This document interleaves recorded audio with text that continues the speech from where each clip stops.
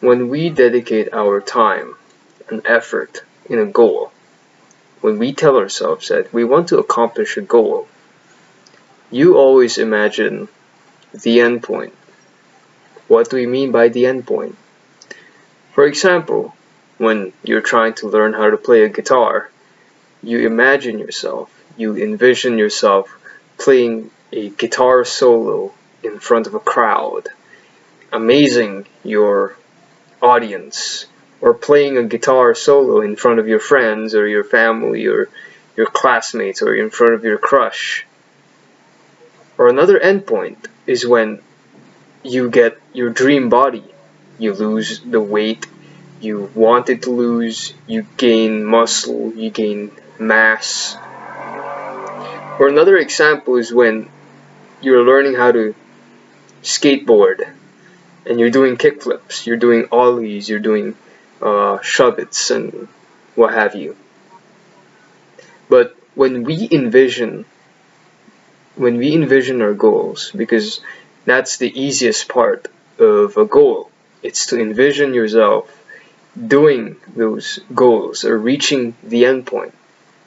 Although I'm not saying that it's wrong, it's good, it's actually good to envision yourself and imagining yourself in those scenarios, because it gives you an idea and it gives you like a confidence in yourself that you can do it, you can reach that end point. But imagining yourself reaching the end point is skipping over the processes, the decisions, the discipline it needs to take you to that point. The mistake that most people do when they're trying to get into a goal, they're trying to accomplish a goal, is that they set themselves a metric that they couldn't immediately accomplish.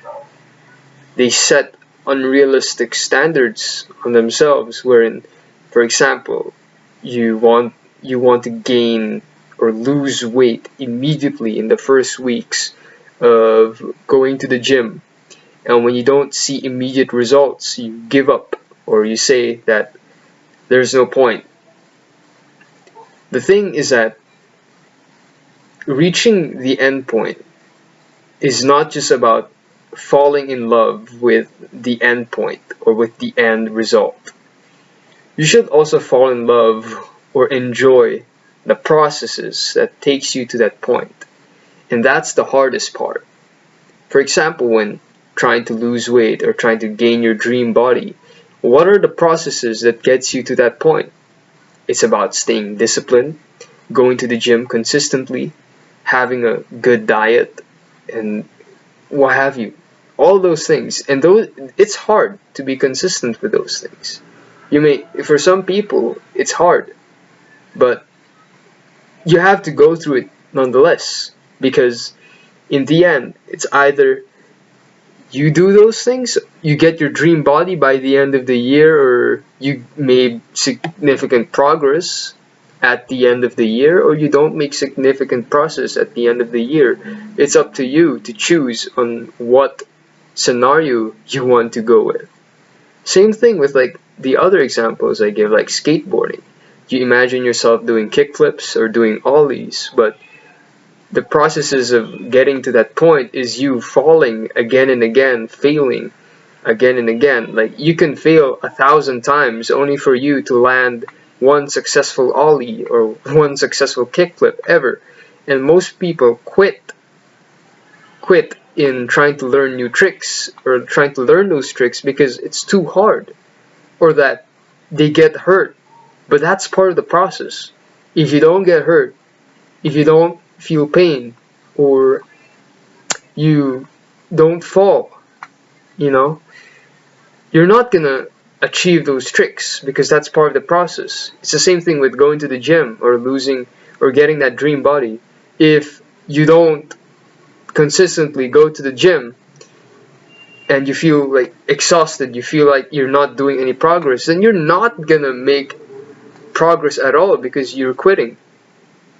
So that's the thing. You should fall in love not just with the end result, but also the progress, the decisions, the process, the processes that brings you to that point. It's not wrong to imagine yourself, okay? I already mentioned this before, but also fall in love. Also enjoy the processes that gets you to that point. And that's how you accomplish a goal. That is all. And a reminder that your worth is always in progress. Thank you.